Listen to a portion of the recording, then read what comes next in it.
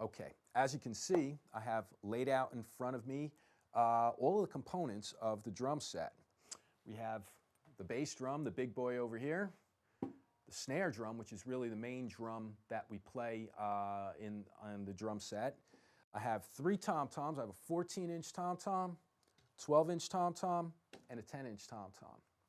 Over here, I have our hardware, okay, cymbal stands, which will connect together. We have the base of our throne or our seat, and here is the top of the seat, which is nice and cushiony because you're going to spend a lot of time sitting on that. Another base of a stand, and these are the tom-tom swivel arms that actually go into the tom-tom mounting bracket, which goes into the bass drum, which we will also show you in a little while.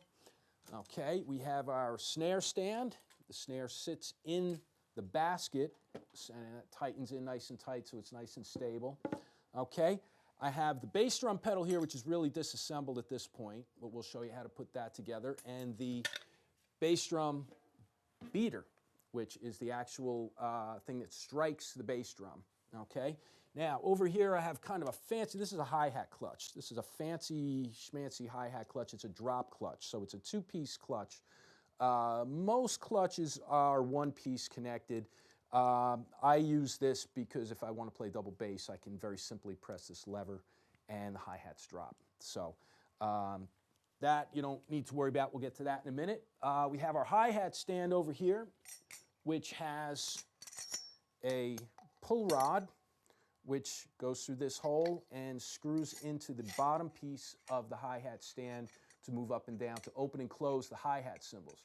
Now, if you don't know what hi-hat cymbals are, those are the 2 cymbals that open and close on a foot pedal, okay? And they are the cymbals that are right on top there. Here I just have a few cymbals, some hi-hats, a couple of crashes, and a ride cymbal.